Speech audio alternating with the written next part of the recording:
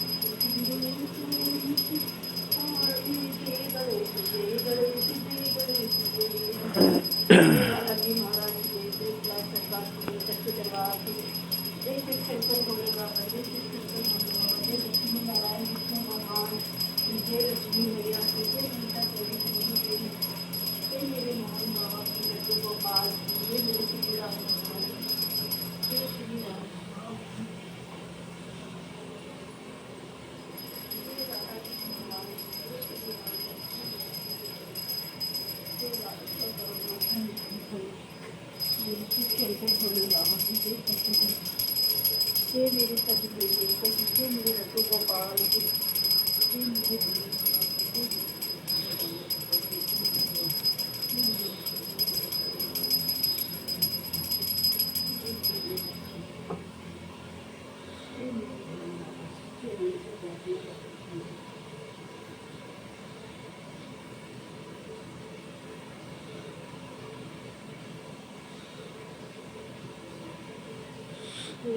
शंकर भोले बाबा सच्चे को हमारे भविष्य शांति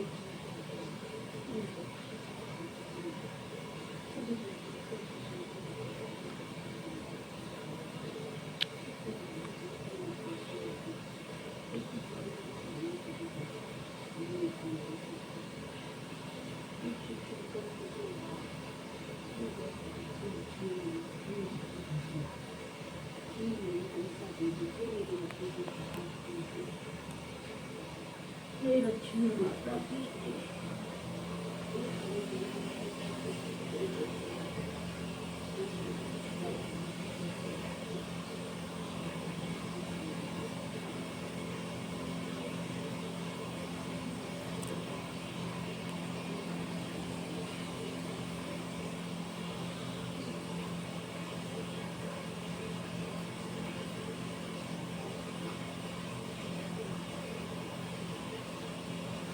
हाँ जी नीतू रानी जी, आप पूजा कर चुकी हैं। नीतू रानी जी हमारी नमस्कार लीजिए। आप कैसी हैं? आप अपनी छोटी बहनों के लिए कोई सीख दीजिए। 8 बजे के बाद नहीं, 8 बजे उठते हैं हम तो सही नहीं होता। सुबह भगवान का ज्ञान होता है, मतलब उठकर सफाई करनी चाहिए, अपने पूजा पाठ करो, नहा धो के और अपने माता पिता का कहना मानना चाहिए और अपनी लड़कियों बेटों को अच्छी शिक्षा देनी चाहिए। फालतू नहीं घूमना चाहिए कहीं पर। थोड़ा मेरा साल भी आने वाला है, देखो आज 30 तारीख हो गई है, कल 31, कल का दिन बीच में है इस साल का, और सन 2025 लग जाएगा। इसीलिए सबको खुश रहना चाहिए, मतलब नए साल पे नई खुशियों के साथ आगे बढ़ना है। आगे बढ़ना है, ये मैं कहना चाहती हूँ। और अगर कोई गलती हो जाती है हमसे वीडियो में तो थोड़ा मतलब ये इस बात को हम बुरा माने। हम तो कहते हैं सदैव खुश रहो, खुश रहने का कोई हमारा पैसा नहीं लग रहा है, कुछ नहीं लग रहा है, और दूसरों को भी खुश रखो। को भी खुश रहना चाहिए, किसी से चिढ़ना नहीं चाहिए, क्योंकि सबके साथ भगवान होते हैं। यही मैं बस कहना चाहती हूँ सभी से। आज के लिए मैं अपना गेट बंद कर रही हूँ बाहर का, फिर आके मिलते हैं आप लोगों से। आपकी स्माइल कहाँ गई? अरे हाँ भाई, क्योंकि सुबह उठकर अच्छा लगता है बहुत ज़्यादा, मुझे तो बहुत ही बढ़िया लगता है। क्योंकि मैं शुरू से 4 बजे या 4-5 बजे मैं अपने घर भी उठ जाती थी, शाम से पहले भी, इसलिए वही आदत मेरी अब तक पड़ी गई है। और सुबह को जल्दी उठ के अपने भगवान को, अपने जो मंदिर है वो करना चाहिए, मतलब भगवान के हाथ जोड़ना चाहिए। सारा दिन हमारा बढ़िया जाता है। भगवान की पूजा करनी चाहिए। पूजा करनी चाहिए और अपने पति का भी कहना मानना चाहिए। ये नहीं है कि आप मतलब तुम्हारे पति घर पे नहीं है और तुम तैयार होकर चल दी सहेली के रिश्तेदारों के, मतलब रिश्तेदारों को भी उस समय जाना चाहिए, कोई काम है तब। तो देखो अपना घर सबसे पहले होता है। माता पिता का कहना मानो, सास ससुर का कहना। सास ससुर का कहना मानना चाहिए, सबकी सेवा करनी चाहिए। आएगा। अब आता भी मिलेंगे। तो प्रिय दोस्तों, हमने मिलवाया नीतू रानी जी से। नीतू रानी जी से जब हमने पूछा कि आप अपनी छोटी बहनों को क्या शिक्षा देना चाहेंगी, तो नीतू रानी झट से जवाब दिया, हमें अपने माता पिता के अनुसार चलना चाहिए, उनकी आज्ञा का पालन करना चाहिए, और शादी के बाद हमारे सास ससुर ही हमारे माता पिता हैं। हमें अपने सास ससुर का कहना मानना चाहिए। ये नहीं है कि सास ससुर गलत रास्ते पर या जहाँ जहाँ जो गलत लोग हैं उनके घर जाने को मना कर रहे हैं और आप झट से उनके घर चले जा रहे हैं और उनसे फ़ोन पर कह रहे हैं कि नहीं, तुम्हारे लिए हमारे सास ससुर ने आने के लिए मना किया है, और फिर भी आप उनके यहाँ जाते हैं, तो कितना बुरा इस समाज में प्रभाव पड़ता है। तो ये समझ लो कि आने वाले समय में तुम्हें लोग कैसे नज़रों से देखेंगे। तो दोस्तों, नीतू रानी जी ने झट से कहा कि बहनों को थोड़ा जो है भोजन बनाना आना चाहिए, और अच्छा भोजन बनाना अगर नहीं भी आता है तो सीख लेना चाहिए। तो वे सिखाने के लिए तैयार हैं, कोई पैसा नहीं लेंगी। तो नीतू रानी जी बहुत ही आदर्श महिला हैं, वे एक चरित्रवान महिला हैं, वे एक आदर्श गृहिणी हैं। सभी महिलाओं को कुछ ना कुछ सीख देती रहती हैं जिससे उनके जीवन में कोई परेशानी ना आए। नीतू रानी जी, एक मिनट सुनिए, आप जरा एक मिनट बताइए। ये है नीतू रानी जी।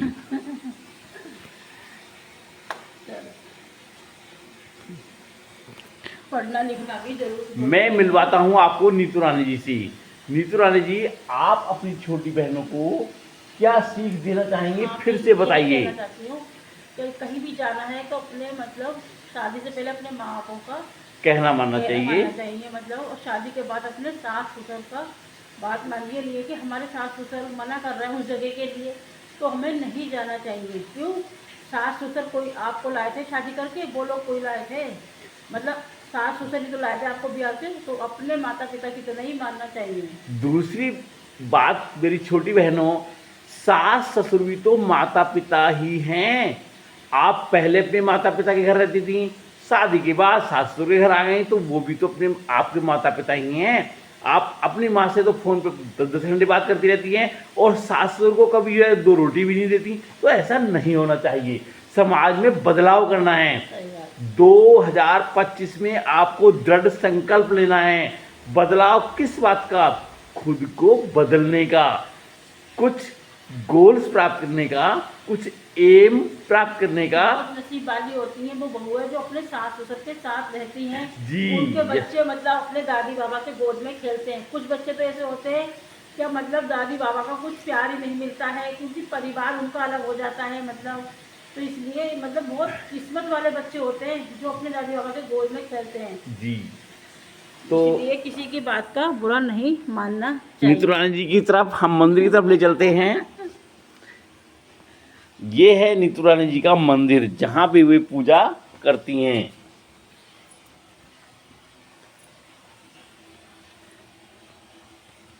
नीतू रानी जी का मंदिर दिखाइए। ये हमारा मंदिर है। दोस्तों, आप सभी को मेरा नमस्कार। हमारे चैनल पर आप सभी का स्वागत है।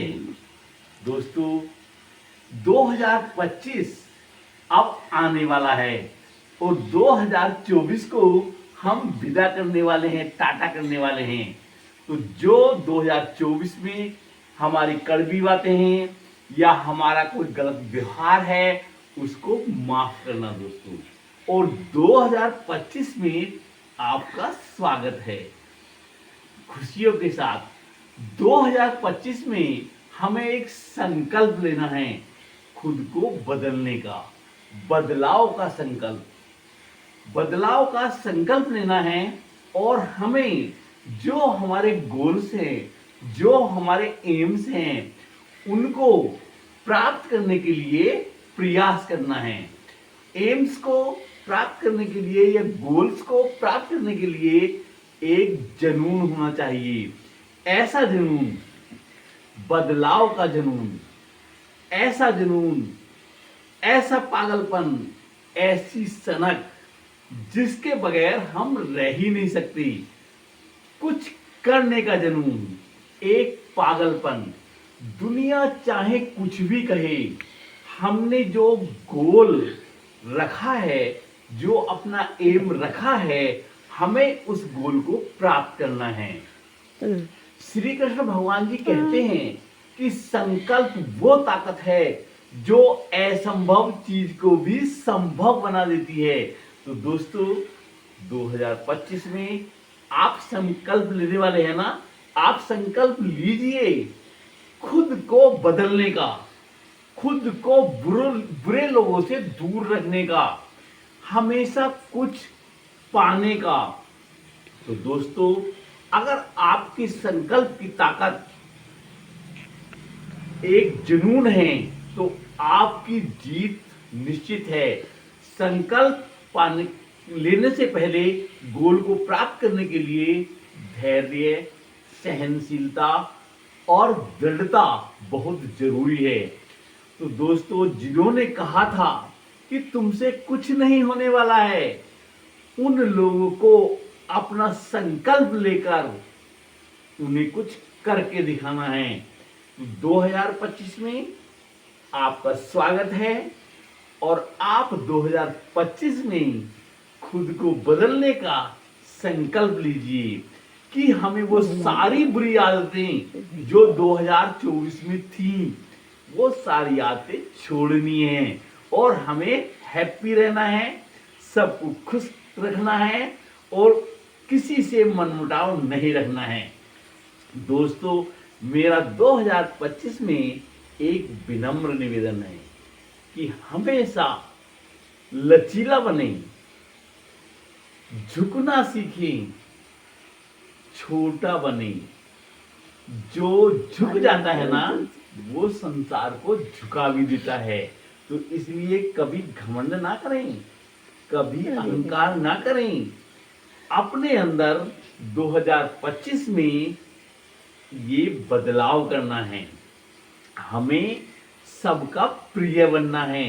दोस्तों, प्रेम में बड़े से बड़े विवाद भी समाप्त हो जाते हैं और बड़ी से बड़ी लड़ाइयां समाप्त हो जाती हैं। इसलिए कभी घमंड ना करें। देखो, घमंड करने से केवल और केवल मात्र हानि होती है, परिवार का सर्वनाश होता है। इसके मैं उदाहरण आपको बताता हूँ। रावण को प्रभु राम ने कितना समझाया, भैया, यहाँ तक कि रावण की पत्नी मंदोदरी ने भी बहुत समझाया, लेकिन रावण नहीं माना। तो फिर उसे समय ने समझा दिया, उसके पूरे कुल का नाश हो गया, सोने की लंका तक जल गई। आप महाभारत में उठा के देख लीजिए, दुर्योधन किसी की नहीं माना, सारे योद्धा बलि हो गए, चढ़ गए बलि पर, सब कुल का सर्वनाश हो गया। 100 भाइयों को मरवा दिया केवल दुर्योधन के घमंड ने, दुर्योधन के अहंकार ने। आप रामायण में ही उठा के देख लीजिए, महाबली बाली, कितनी ताकत थी उसके अंदर। यानी कि अगर वो किसी से लड़ता था सामने वाले से, तो उसकी आधी शक्ति लड़ते समय उसके अंदर समा जाती थी। लेकिन उसने अपनी शक्ति का दुरुपयोग किया, अपने छोटे भाई की पत्नी को अपनी पत्नी बनाकर रखा और छोटे भाई को धक्के मारकर निकलवा दिया। शक्ति का दुरुपयोग जब भी होता है तो तबाही मचती है दोस्तों, तबाही। हमें इसी चीज से बचना है, हमें घमंड नहीं करना है। आखिर महाबली बाली का सर्वनाश हुआ, श्री राम ने, प्रभु राम ने उसको छुप कर मार दिया। तो देखो, जब जब भी आप शक्ति का दुरुपयोग करते हैं तो आपका सर्वनाश उसी दिन से शुरू हो जाता है। देखिएगा, श्री कृष्ण के पुत्र शाम का साम एक दुष्ट प्रवृत्ति का मैं व्यक्ति ऊपर था, जाऊंगी फिर। लेकिन उसके अंदर अहंकार था, घंटा हो गया। घमंड था। ये बस उसने मदिरा पीनी शुरू कर दी, द्वारिका बालिकों को परेशान करना शुरू कर दिया, पाप करने शुरू कर दिए, और अपने पिताजी श्री कृष्ण से तो बहुत ही चिढ़ता था। अपने दोस्तों कृतवर्मा से उन्हें गलत कहलवाता था। महाभारत में श्री कृष्ण का पुत्र साम, केवल मात्र शाम, एक दुष्ट प्रवृत्ति का व्यक्ति बन गया। यहाँ न कि जो महात्मा आते थे द्वारिका नगरी में, एक बार 3 महात्मा भ्रमण करने आए थे, हिरण्यकश्यप, नारद मुनि और उनके साथ एक ऋषि और थी।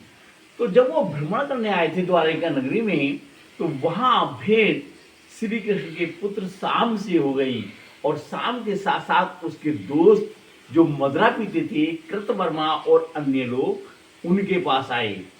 अब कृतवर्मा ने और साम ने महात्माओं से एक खिलवाड़ किया, यानी मजाक किया। तो उन्होंने शाम को एक सुंदर स्त्री का रूप धारण कर लिया, और सभी दोस्त महात्माओं के पास ले गए और बोले, ये सुंदर स्त्री के क्या पैदा होगा, पुत्र या पुत्री? तो उसके बाद कहते ही शाम ने अपना स्त्री का रूप एक तरफ उतार दिए कपड़े, और वो पुरुष के रूप में आ गया। तो ऋषि को बहुत क्रोध आया। उन्होंने शाम को शाप दिया कि श्री कृष्ण का यह पुत्र शाम 1 सप्ताह के अंदर मूसल पैदा करेगा, और उस मूसल से सारे यदुवंशियों का सर्वनाश हो जाएगा। केवल श्री कृष्ण और दाऊ बलराम उस मूसल से बचे रहेंगे, वरना सारे यदुवंशी इस मूसल से लड़कर मर जाएंगे। तो वही हुआ भी। लास्ट में यदुवंशियों आपस में ही लड़कर मर गए, और श्री कृष्ण जी सबको मारकर काल बनकर ऐसे टूटे कि सबका विनाश कर दिया। तो श्री कृष्ण जी ने कहा भी है कि मनुष्य के कर्म, मनुष्य का नाश उसके पाप कर्मों से होता है, यही नियति है। श्री कृष्ण जी एक पेड़ के नीचे बैठे हुए थे और बांसुरी बजा रहे थे। तभी वहां से एक जरा नाम का शिकारी वहां से गुजरा। तो उस जरा नाम के शिकारी को एक चमचमाती एक हिरण के रूप में दिखाई दिया।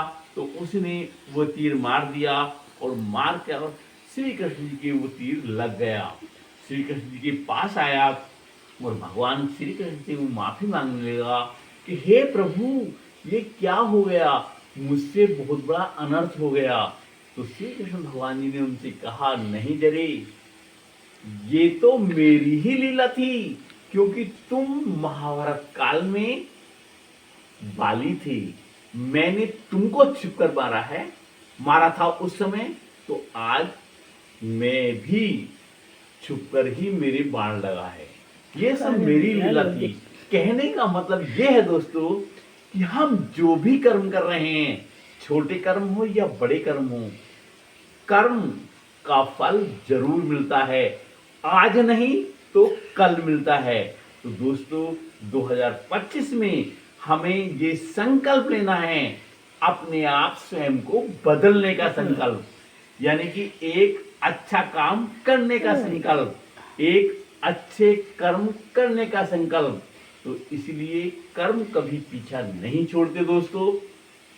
कोई भी कर्म करने से पहले ये जरूर जान लें कि आज हम उसके साथ धोखा कर रहे हैं, आज उसके साथ बुरा कर रहे हैं, तो कल अपनी बारी का इंतजार करें। इसलिए कभी किसी के साथ बुरा ना करें, हमेशा अच्छी वाणी बोले। दोस्तों, शरीर में कोई सुंदरता नहीं होती, सुंदर होते हैं मनुष्य के गुण, मनुष्य के विचार, मनुष्य का व्यवहार और मनुष्य की वाणी। जिसके पास ये सब कुछ है वह इस संसार का सबसे सुंदर व्यक्ति है दोस्तों। क्योंकि शरीर की सुंदरता तो एक दिन नष्ट हो जाती है। अगर सच्ची सुंदरता है केवल आपके गुण, आपकी वाणी, इसलिए सबसे अच्छा व्यवहार करें। मरने के बाद इसी को लोग याद रखते हैं, सच्चे गुणों को, सच्चे व्यवहार को और सच्ची चरित्र को। तो इसलिए दोस्तों अब मैं ले चलता हूं नीतू रानी की तरफ, जहां वे पूजा करके हटी हैं। ये है नीतू रानी जी का मंदिर जहां उन्होंने सजाया है। और ये है हमारे नीतू रानी, एक बार स्माइल, एक अरे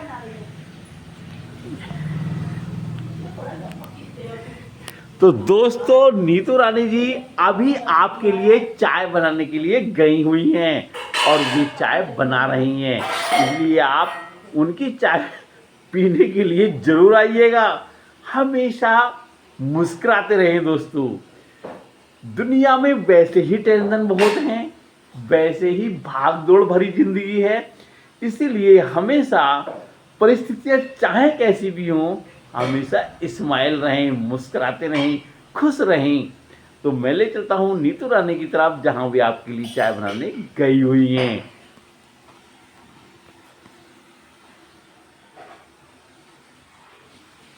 ये नीतू रानी ने अपने घर को सजाया है, वे बहुत सजा कर रखती हैं।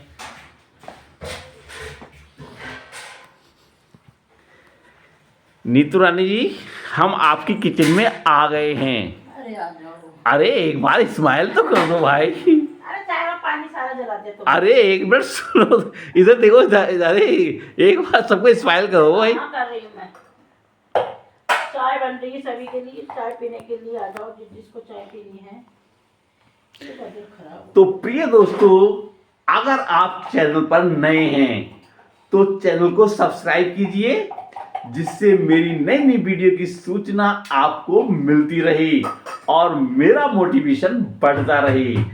2025 में हमें अपने अंदर बहुत बड़ा बदलाव करना है, इस चीज का हमने संकल्प लिया है। और संकल्प तो वो चीज होती है, वो ताकत होती है दोस्तों कि वो असंभव चीज को भी संभव बना देती है। अपने गोल प्राप्त करने के लिए, अपना एम प्राप्त करने के लिए, अपना लक्ष्य प्राप्त करने के लिए हमें सीरियस रहना है, गंभीर रहना है, 2025 के लिए तैयार रहना है। और 2025 में हम इस बात का संकल्प लेते हैं कि हम कोई भी कार्य करेंगे तो एक जुनून के साथ, जिससे हम अपने गोल को प्राप्त कर सकें। तो हम नीतू रानी जी आपके लिए चाय बना रही हैं, इसलिए आप चाय पीने आ जाइए। नीतू रानी बुलाइए ना आप। चाय बना रही हूँ मैं सभी के लिए पीने के लिए। तो दोस्तों देखो अब तो आपको चाय पीने आना पड़ेगा नीतू रानी की, इसलिए आप आ रहे हैं ना, हम भी आपको बुला रहे हैं भाई। आपके सहारे हमें भी चाय मिल जाएगी। तो नीतू रानी जी जरा एक बार देखिएगा। अरे वाह ये क्या डाली है भाई, देखो चाय में दूध डल रहा है, इलायची डाली है, अदरक डाला है। आज बहुत ही स्वादिष्ट चाय बनाने वाली है नीतू रानी जी। तो देखो नीतू रानी जी की चाय को हम दिखाते हैं। नीतू रानी जी दिखाइएगा। ये है नीतू रानी की चाय जहां वे चाय बना रही हैं दोस्तों। नीतू रानी जी ने एक बार स्माइल कीजिएगा। हाँ चाय बना रही हूँ मैं सभी के लिए। अरे वाह भाई वाह। तैयार होके आ जाओ यहाँ, क्योंकि सुबह सुबह नहाने के बाद चाय। तो दोस्तों चाय बनकर तैयार हो चुकी है और आप चाय पीने आ जाइएगा। ये है नीतू रानी जी का पूजा स्थल। तो दोस्तों आज की वीडियो यहीं तक, कल मिलते हैं एक नई वीडियो के साथ इसी जगह और इसी समय। हमेशा मुस्कुराते रहिए, हैप्पी रहिए, क्योंकि मुस्कुराने से बहुत बहुत डिप्रेशन, तनाव और सारा स्ट्रेस समाप्त हो जाता है। अपनेपन का एहसास होता है। तो दोस्तों आज तक के लिए यहीं, कल मिलते हैं एक नई वीडियो के साथ। आप सभी को मेरा नमस्कार दोस्तों।